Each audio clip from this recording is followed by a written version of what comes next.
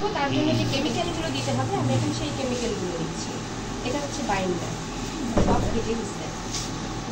এবার আমরা প্রথমে হচ্ছে 1 চামচ বাইন্ডার দিয়ে দিচ্ছি, মানে 2 চামচের সাথে 1 চামচ। হ্যাঁ 2 চামচের সাথে 1 চামচ, কিন্তু এখানে হোয়াইট পেস্টটা অনেক গাঢ়, পেস্ট হোয়াইট পেস্ট দুটো দাও আছে। ওকে কালার মতো সবগুলো পেস্ট। ওকে এনকে পিকচার, এটার নাম হচ্ছে এনকে পিকচার। ওইটা আছে এটা না, রংটাকে কেমিক্যালের সাথে ধরে রাখবে বাইরে, কেমিক্যালের সাথে ধরে থাকবে এবং যেটা কাপড়ে দিলে ছাপটা যাবে, উঠে যাবে। আচ্ছা এবার আমরা এমকে দিয়ে দিচ্ছি 1 চামচ, 1 টেবিল চামচ। স্থায়িত্ব করে এবং পাতলা করে, মানে এটা কাপড়টাকে ধরে রাখবে। আমরা চামচ দিয়ে এটা ভালোভাবে রং দেওয়ার আগে র কেমিক্যাল, এটা হচ্ছে একরামিন কালার, এগুলোকে বলা হচ্ছে একরামিন কালার। এটা মিশানোর আগে প্রথমে কেমিক্যালটাকে মিশিয়ে নিতে হবে। চামচ ধরতে হবে যে 1 হাত বা 2 আঙুল, যার যেটা সুবিধা হয়। সাধারণত এভাবে দিয়ে আগে ভালোভাবে কেমিক্যালটাকে রঙের সব উপকরণের সাথে সুন্দর করে মিশাতে হবে। দেখেন এটা গাঢ় হয়ে যাচ্ছে। আমি যেটা তৈরি করছি এটাই কিন্তু ব্লকের সাদা রং। বাইন্ডার এনকে পিকচার, সাদা পেস্টের সাথে হোয়াইট পেস্টের সাথে বাইন্ডার এবং এনকে পিকচার বেঁধে যায় ম্যাডাম, এটা কি দানা বেঁধে যায়? হ্যাঁ হোয়াইট পেস্টটা হচ্ছে কি মূলত ছাপ করতে ঠিকই, কিন্তু নখ দিয়ে ঘষলে বা জলে উঠে যাবে। বা আমি মনে করেন যে এখন দোকান থেকে নিয়ে আসলাম, আনার পর আমি এটা দিলাম, দেওয়ার পর দেখলাম যে রংটার এই ভিতরে কিছু কিছু দানার মতো, তাহলে ওটা হচ্ছে নষ্ট হয়ে গেছে। মানে সেইটাই যে ওইটা চেনার উপায় কি? হ্যাঁ কেমিক্যাল ভালো আছে কিনা আছে, কেমিক্যালতে বাজে গন্ধ বের হয়, তাহলে আপনি বুঝে যাবেন আপনার কেমিক্যাল নষ্ট। হোয়াইট পেস্ট যদি না মিশে তখনই বুঝবেন আপনার কেমিক্যাল নষ্ট। যে দোকান থেকে দিয়েছে দোকান থেকেই নষ্ট করে রং মিশানোর আগে হ্যাঁ দেখেন রংটা কিন্তু পাতলা হয়নি। আমি এটার জন্য বাইন্ডারও দিতে পারি, এনকেও দিতে পারি, কিন্তু বাইন্ডারটা যেহেতু একটু আঠালো আমি বাইন্ডারটাই 1 চামচ দিচ্ছি। এরপরেও যদি আমার মানে ঘনত্বটা না কমে তখন আমি আবার 1 চামচ এনকে দিব, মানে 1 চামচ হ্যাঁ 1 চামচ এনকে 1 চামচ বাইন্ডার এভাবে মেশাবো, কারণ যেহেতু আমরা এখন অল্প অল্প করে কাজ করছি।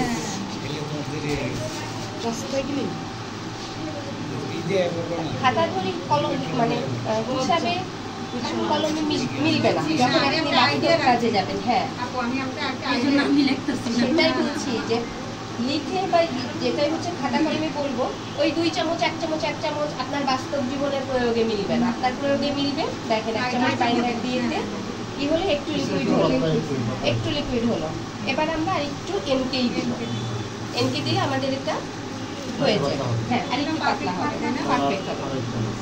এখানে আমরা 1 চামচই দিই। এবার ধরেন আমি 1 চামচ দিলাম, আমার গাঢ় হলো বেশি পাতলা হয়ে গেল, তখন কি করবো? তখন একটুখানি হোয়াইট পেস্ট দিই। তাহলে দেখবেন যে এই দুটোই কার্যকরী, এই তিনটারই কাজ ঘুরে ফিরে তিনটাই হচ্ছে। কালার করে সেই কালার এরপরে কালার মিক্স করবো, এটাই কেমিক্যালের মিশ্রণটা তৈরি হচ্ছে। এখন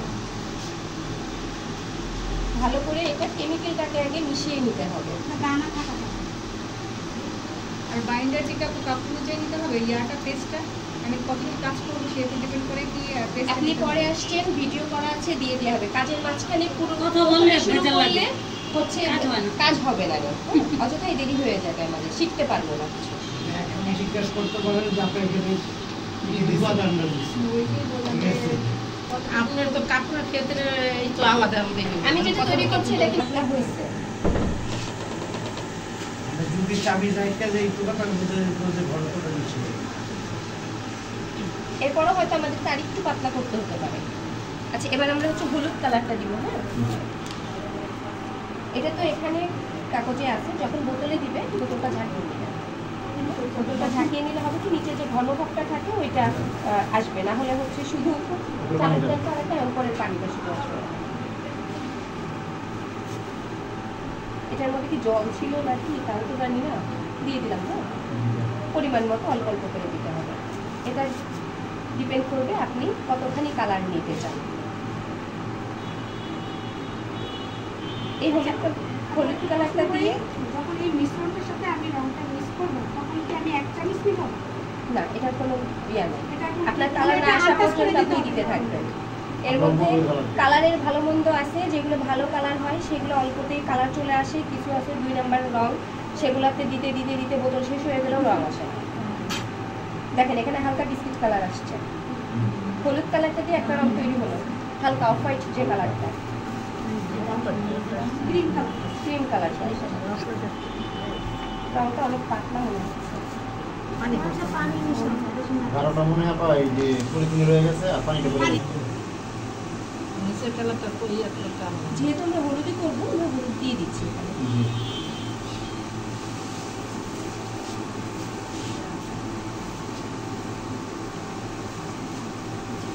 দেখেন আস্তে আস্তে কালার আসছে।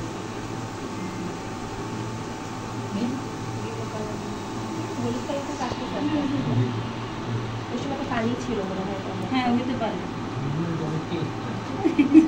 কেকের ক্রিম না, শেষ হয়ে গেলে আপনারা খাওয়াই দিতে আর এই ব্লকে কাজ করার সময় হোয়াইট পেস্ট হচ্ছে ফ্যানের বাতাসে দ্রুত শুকিয়ে যায়। এর জন্য আমরা কাজ করি সবসময় ফ্যান বন্ধ করি। এটা খুব একটা নিচে আসতেছে না, এদিকে সমস্যা নাই। আমরা আর হলুদ ডিপ না করি, হ্যাঁ, যদি আরো ডিপ করতে হয় সেক্ষেত্রে আরো রং দিতে হবে, দিলেই কালার ডিপ চলে আসবে। আজকে এই তুলিটা দিয়ে আমি হচ্ছে ব্লকের বিষয়টা একটু বলি। আমাদের কিছু প্রথমে এক বালতি পানি, ছোট বালতি পানি নিতে হয়, যার মধ্যে ডাইসগুলোকে ভিজিয়ে দিতে হয়। কাজ করার 10 থেকে 15 মিনিট আগে যে ডাইসগুলো দিয়ে রং করবেন সেগুলো ভিজিয়ে দিবেন। ভিজিয়ে দেওয়ার পরে ডাইসগুলো ভালো ঠান্ডা পানিতে মানে চুবাই রাখবো, ভিজিয়ে রাখতে হবে। হ্যাঁ, ভিজিয়ে রাখার পরে 10 মিনিট আপনি ভিজিয়ে রাখলেন। এরপর যখন কাজ শুরু করবেন তখন ডাইসটা ভালোভাবে মুছে নেবেন। মুছে নেওয়ার পরে তারপর আপনি কাজ শুরু করবেন। তাহলে কি হবে, ডাইসটা ভিজে যায়, ডাইসে ভালোভাবে রংটা অ্যাবজর্ব করে। কিন্তু শুষ্ক থাকলে হয় কি 3-4 ছাপ দেওয়ার পরে যে হয়তো রং লাগে বা ভালোভাবে লাগতে চায় না। এজন্য সবসময় কাজের আগে আপনারা ডাইসগুলোকে ভিজিয়ে রাখবেন।